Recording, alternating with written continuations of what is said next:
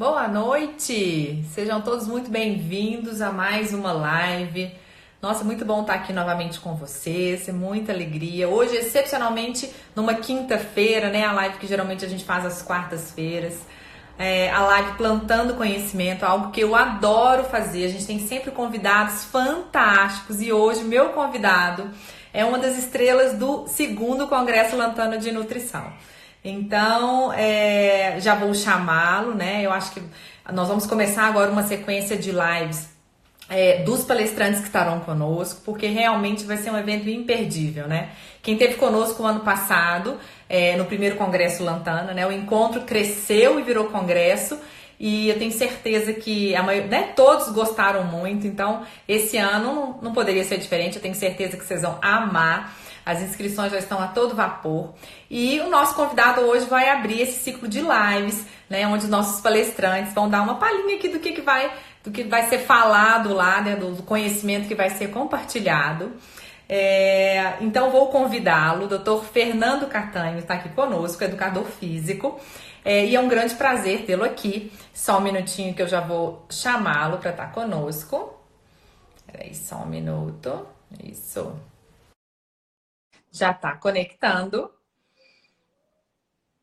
Vamos ver. Boa noite. Boa noite, boa noite. Tudo bem? Tudo bem, graças a Deus, tudo em ordem. Meio chuvoso hoje aqui. Tá me ouvindo bem, doutor Fernando? Tô ouvindo bem. Você me ouve bem? Tô ouvindo bem também. Pessoal, se o som estiver bom, se tiver algum problema, sinaliza pra gente. Queria agradecer, é um imenso prazer tê-lo aqui conosco no Instagram da Lantana. Né? Com certeza, o prazer é meu.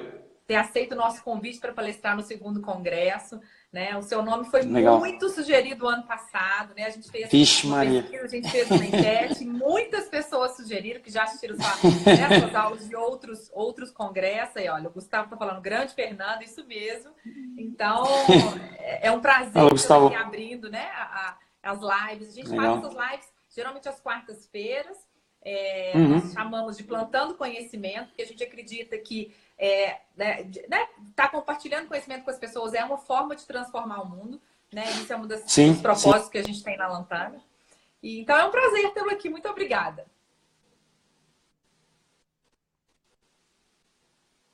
Tá me ouvindo? Acho que cortou, agora foi. Cortou? Tinha dado uma cortada. Bacana. Então, se a gente puder, né, acho que a palestra, né, vai ser sobre menu do emagrecimento, não é isso? Como organizar as opções de atividade física na rotina dos praticantes, né? Foi o tema que nós escolhemos. Então, se eu puder começar a falar um pouquinho o que é esse tal desse menu, né? Acho que seria bacana. Bom, boa noite a todos. Um prazer imenso poder falar de qualquer forma, conversar com as pessoas, né, dialogar com as pessoas, falar sobre um tema tão polêmico e atual. Acho que a primeira coisa que sempre me atrai muito nessa temática é entender que o Brasil hoje é um país muito sedentário. Na América Latina, vergonhosamente, ocupamos um local de destaque. A gente apresenta aproximadamente 47% da população adulta, misturando homens e mulheres sedentárias. Nossa. Sendo que desses, 54% aproximadamente com sobrepeso e 19% obesos, né? Tendo o IMC como um parâmetro de classificação. Daí já chama a atenção que nós vivemos um problema, nós temos um problema a ser resolvido, sério, muito sério. E do outro lado, dentre as possibilidades que podem ajudar essas pessoas a sair desse ostracismo fitness, né? Essa dificuldade de se envolver com atividade física regular e sistematizada, do outro lado aparecem as opções do mundo fitness. Por isso que até esse termo, né? Menu do emagrecimento. Né? Então, poxa vida, eu chego na academia, eu abro o cardápio, o que eu tenho para escolher para poder me ajudar a emagrecer. Então, acho que a primeira coisa que tem que estar extremamente bem clara é que o que faz as pessoas emagrecerem é um processo com o qual elas se envolvem. E se elas não estiverem dispostas a se envolver com um processo, dificilmente elas vão conseguir alguma coisa que seja longeva, segura, decente, né? Permitida, perspicaz, eficaz. Esse é o primeiro aspecto bastante importante, que as pessoas estejam entendendo que isso é um processo. E isso não é feitiçaria, aquela história de não é feitiçaria, é tecnologia. O emagrecimento não é um produto, não se compra, não se engole, não se aplica no braço, não se aplica no glúteo, não se aplica na barriga. Então, é um processo. E esse processo envolve microbiota, envolve sono, envolve atividade física, envolve nutrição, envolve déficit calórico, envolve N fatores, medicamento de uso contínuo, estado psicológico, envolve N fatores. A educação física, a qual eu faço parte, olha para esse processo que é uma pizza, separa um pedaço, tira esse pedaço e vai falar assim, bom, o que é que a educação física pode oferecer dentro desse cardápio de emagrecimento que é amplo, que é processual. Eu divido hoje quatro grandes possibilidades, eu vejo, André, muito claramente, muito claramente. O exercício vulgarmente chamado de aeróbico, que eu prefiro chamá-lo de cíclico, nadar, correr, pedalar, pular corda, remar, o exercício que se repete na gestualidade motora, né? Então, particularmente, o exercício vulgarmente chamado de aeróbico, ou exercício cardio pelas pessoas, né? Que é correr, nadar, pedalar, fazer uma esteira, um elíptico, uma bicicleta, um remo, uma escada, algo do gênero, tá? Os exercícios cíclicos. Num segundo grande ponto, né? Num segundo grande campo, os exercícios resistidos, vulgarmente chamados de musculação, né? Mas aí você pode usar qualquer contra-resistência nesse caso.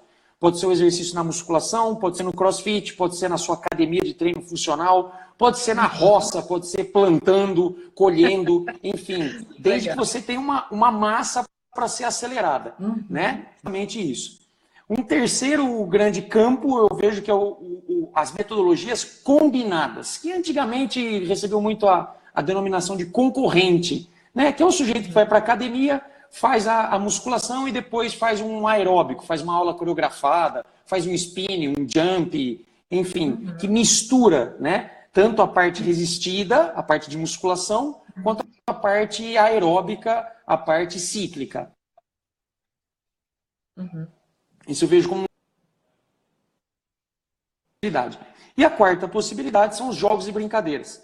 Tem muitas academias, principalmente estúdios de treinamento personalizado, que têm investido muito nisso hoje. Em jogos e brincadeiras. Coisas que você fazia quando você era criança, porque entenderam que, talvez, do ponto de vista da atividade física, independentemente de quaisquer dos quatro que você escolher, se vai ser cíclico, se vai ser resistido, se vai ser combinado, ou se vai ser através de jogos e brincadeiras, o que define muito na atividade física é a frequência, é estar lá, é ir, é se envolver com. Isso é o mais importante. Isso é o mais importante. Então, tem muitas academias e estúdios personalizados que têm investido nisso porque, tecnicamente, o jogo e a brincadeira trazem para o sistema límbico alguma coisa muito interessante, que é o prazer. A gente está falando de sistema de recompensa. Sistema de recompensa tem uma conexão íntima com o córtex a área, teoricamente, mais nobre do nosso sistema nervoso central, e ele define, basicamente, recrutamento dos músculos. Então, se esse córtex estiver animado, se tiver uma micareta acontecendo dentro da tua cabeça, tecnicamente, os músculos podem ser mais solicitados. Músculos mais solicitados são músculos que produzem mais calor. Produzindo mais calor, gastam mais caloria. A partir do momento que gastam mais caloria, o pressuposto para poder emagrecer, pelo menos, já está iniciado, já está startado. Essa é a ideia. Sim. Então, eu começaria daí. Né? E tem que começar, isso, né? Exatamente. Eu falo exatamente. dar o primeiro passo. Exatamente. Eu gosto muito Perfeito. do Mário Sérgio Cortella, que ele fala assim, né? Como é que você faz? Não, perdão, eu acho que foi o Leandro Carnal. Como é que você faz para ler tantos livros, né? Eu pego o livro e abro, né? Então é começar, isso, né? exatamente, É exatamente. Tênis, né? Então, são pequenas coisas, no coaching eles falam muito isso, são pequenos gatilhos que a gente precisa dar o start, né? O Jerônimo Temer, por exemplo, ele conta de um paciente que dormia de tênis, né? Para começar, eu durmo de tênis, que amanhã de manhã a resistência de colocar o tênis, ele já quebrava. Sim, né? Então, sim. Isso é comportamento. Começar, isso é né? comportamento. Isso. É importante, de novo, entender essa questão que isso é um processo que decorre de uma atitude absolutamente comportamental. absolutamente comportamental. Então, volto a insistir, se você vai escolher pelas atividades aeróbicas, cíclicas, pela musculação, pelo combinado, pelos jogos e brincadeiras, de novo, o que interessa é estar lá, é estar presente, é estar frequente, né? 2 vezes por semana, 3 vezes por semana, 4 vezes por semana, 5 vezes por semana, 6 vezes por semana. Isso que importa, porque a alteração das nossas questões genéticas, aquilo que a gente chama de fenótipo, que decorre do comportamento, ele depende de repetição de estímulo. Então, André, estímulo, dificilmente a gente vai sair desse estado que eu chamo de ostracismo fitness, ostracismo metabólico, que é a tendência, uma sociedade cheia de açúcar, cheia de sal, cheia de vício, cheia de estresse, cheia de falta de sono, cheia de falta de interesse, falta de tempo, né? Então, de novo, particularmente precisa começar a se preocupar em fazer o básico bem feito, né? E aqui eu já quero aproveitar para fazer um ensejo também, se você me permitir, e eu vejo uma educação física, infelizmente, muito preocupada ainda em um ambiente muito bélico, né? Esse é melhor, esse é pior, esse funciona. É uma conspiração maniqueísta, não é melhor ou pior, fica se discutindo se o HIIT é melhor do que o aeróbico. Eu acho isso perverso demais, porque o HIIT é um método, o aeróbico é um metabolismo. Enfim, a gente fica perdendo tempo discutindo se é melhor comer brócolis ou couve-flor e as pessoas estão comendo hot dog. Exatamente. Entendeu? A gente fica discutindo se é melhor fazer HIIT ou melhor fazer isso, contínuo de longa duração, só que nós temos uma população que está muito sedentária, que está sobrepesada, que está obesa. Quer dizer, o que adianta a gente ficar discutindo se vai colocar mais ou menos orégano na receita, se ninguém nem está olhando para a receita? Então, pelo amor de Deus, vamos gastar tempo com o que interessa, que é promover aderência. Aderência, isso é difícil. Perfeito. Isso é muito difícil. Perfeito. Concordo, né? E realmente tem que ter essa mudança de mindset, né? A gente precisa entender essa importância, né? E são escolhas, né? A escolha de fazer, a escolha também de não fazer, ela tem uma consequência, né? Qualquer uma delas tem uma consequência, até não fazer, né? Então, com certeza.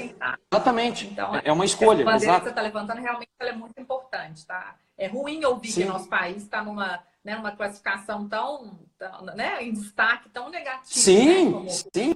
Nós somos sedentários. Nós somos sedentários. Né? E infelizmente, muitas vezes, o que oferece para que essas pessoas mudem de comportamento não é um ambiente propício para isso. Não adianta você jogar o sujeito dentro de um ambiente fitness and wellness e falar assim, faz aí. Não, ele precisa ser educado para tal, né? Eu tenho um ditado que é meio chulo, que fala que é de menino que se torce o pepino. Ele tem que aprender lá de trás que efetivamente essa rotina fitness é que pode fazê-lo emagrecer, né? Então, assim, definitivamente essas pessoas precisam ser educadas, instruídas, não nesse ambiente maniqueísta do isso é bom, isso é ruim. Não, isso é perverso e isso não ajuda as pessoas. Como você falou dos livros, eu sou muito da filosofia de que uma grande caminhada começa do primeiro passo.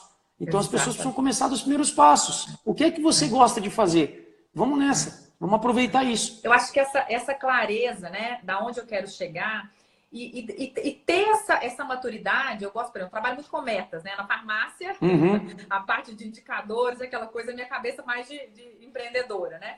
E a gente fica muito, né, numa meta, né, assim, muitas vezes até distante, né? Então, assim, o importante não é aquela, mas ainda falta, no caso, por exemplo, numa perda de peso, ainda falta 15 quilos. Não, peraí, quantos eu já perdi, né? Quantos quilos eu já me afastei do ponto inicial? Exatamente. Uma ansiedade, um estresse. É claro. Esse sistema de recompensa que você falou, ele é muito bacana. A gente tem que usar isso o tempo todo, comemorar a cada pequena vitória, né? Então, se hoje eu já consegui fazer uma caminhada de 1 hora, beleza, eu não preciso ir lá e fazer uma aula de crossfit nem nada. Já foi uma hora de caminhada e aí, né? Eu gosto muito dessa. Eu acho que a gente tem que trabalhar aqui, né? Acho que quando a pessoa. O mínimo que a pessoa pode ter, se ela não tiver uma orientação profissional, um educador físico, um personal, é construir um diário fitness. Eu digo muito isso para as pessoas: construir um diário fitness.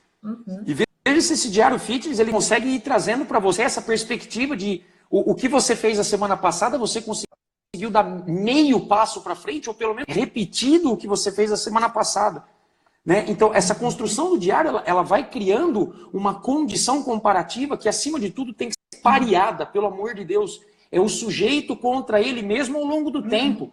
É comigo, então, não né? adianta Não é ler. Outra, né? É isso. A Caras, a Tititi, a Chiques e Famosos, ai, porque o sujeito faz tanto, o outro dá tantos tiros, o outro faz tantos estímulos, o outro corre tantos quilômetros, o outro levanta tanto de peso, mas a tua realidade é a sua realidade. Então ela tem que ser comparada com ela mesma ao longo do tempo. E se você perceber que a sua própria realidade, isso já é um ponto positíssimo para você. Positivíssimo. E tem uma coisa legal, você falou do diário. Tá conseguindo me ouvir? Porque Perfeito. Um pouquinho. Copiou? Tá ouvindo bem? Sim, Tá. sim. Você falou do diário fitness, isso é muito legal. Tem como fazer uma planilhinha mesmo, né? De Excel, colocar uns quadradinhos. Sim. Eu gosto muito de. Eu sou muito perfeitamente. visual, então eu gosto muito de cores, né? Então, ir colocando assim, Sim. hoje eu fiz. E não só na atividade física que a gente está falando, mas em tomar água, por exemplo, né? Tem gente que não toma água. Sim. Né? Então, assim, isso. ir marcando, isso. né? Com canetinhas verdes Isso. ou vermelhas, eu acho que isso é muito bacana. E dá pra você ter uma clareza. Falou, mas tá tudo vermelho? Claro. Eu tô me boicotando, né? Tô achando que tá funcionando, isso. né?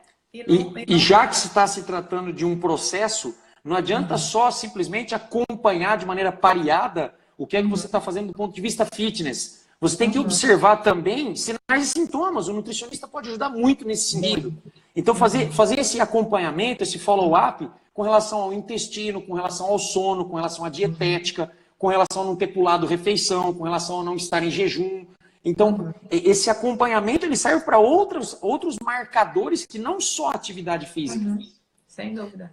Tem que ser uma equipe sempre multidisciplinar, né? Para cuidar do todo, né? Sim. Então, por isso que eu acho que é bacana essa interação. A gente gosta muito disso, né? Educadores físicos, farmacêuticos, nutricionistas, médicos. Eu acho que todo mundo em prol aí da saúde das pessoas. Isso é legal.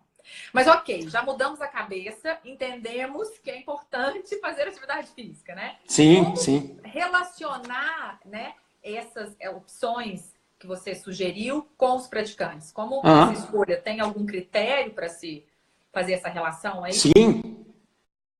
O primeiro critério que a gente tem que ter em mente é a avaliação física, né? A avaliação física hoje ela parte basicamente de 4 grandes pontos, grandes aspectos. O primeiro aspecto é a avaliação a partir da anamnese, né? Trazer de novo a memória, fazer esse levantamento de aspectos relacionados àquela biologia que está na sua frente, né? Que você vai lidar. O segundo ponto é a avaliação da composição corporal, da maneira como você faça, se você usa bioimpedância, dobras cutâneas, enfim, ultrassom. A terceira é a avaliação das capacidades físicas e das condições motoras, resistência, força, a velocidade, a potência, a flexibilidade, a marcha, né, o padrão de postura, desvios posturais, encurtamentos musculares. E a quarta é a avaliação clínica, que a avaliação clínica, segundo a OMS, conta com a participação de pelo menos 4 pessoas, o médico, o nutricionista, o psicólogo e o fisioterapeuta. Então, a primeira coisa, o primeiro screening, o primeiro pré-requisito é fazer uma avaliação física digna, tem que situar o sujeito. O segundo, dentro da avaliação, geralmente a gente trabalha muito com as questões de objetivos, preferências e disponibilidades. A gente tem que deixar claro que o emagrecimento, tecnicamente, ele pode acontecer de 3 formas diferentes. De massa magra, a perda de massa gorda ou ambos, que é o que a gente costuma brincar, que é o combo da alegria, né? Quando o sujeito ganha a massa magra e perde a massa gorda. É o combo da alegria. É Deus no céu, você na terra, a pessoa te ama e dá tudo certo. O pessoal usa um termo chulo que fala que inverteu massa, né? Enfim, deixa o pessoal falar do jeito que quiser. A partir do momento que você define qual é o caminho que você vai preferir dentro de perda de massa gorda, ganho de massa magra ou, eventualmente, os dois, você acaba escolhendo caminhos também. Se o sujeito deseja, intenciona muito emagrecer através de excessivo ganho de massa magra, massa muscular,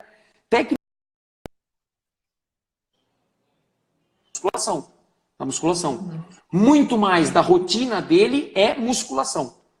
A pergunta que eu acho que a gente tem que fazer, Andréia, esse sujeito está preparado para essa rotina? É a avaliação física que vai me responder isso. Esse sujeito tem condição de fazer 5 vezes por semana musculação? Será que ele se recupera em 5 vezes por semana em musculação? né? Segundo ponto, o sujeito quer simplesmente perder massa gorda e, se eventualmente perder massa magra, sem problema. Eu costumo brincar, faça igual o Forrest Gump fez. Corra, sai correndo. Então, simplesmente, invista nas atividades cíclicas, pedale, corra, nade, rema bastante, pula corda, maravilha. Provavelmente pode ser que, se você fizer as atividades cíclicas, aeróbicas, exclusivamente, é provável que você vai perder massa magra. É provável, além da massa gorda. Agora, se você quiser tentar fazer com que você ganhe um pouco, ou pelo menos mantenha a sua massa magra, e perca a massa gorda, a literatura sugere que você faça os trabalhos, ou com um pouco mais de lógica, que faça os trabalhos combinados, mistos. Né? A questão da musculação mais o aeróbico. Não necessariamente nessa ordem. Porque tem muita gente que já vai perguntar assim, mas quem eu faço primeiro? Eu faço o cardio antes ou a musculação? Filho, vá à academia. Vá à academia.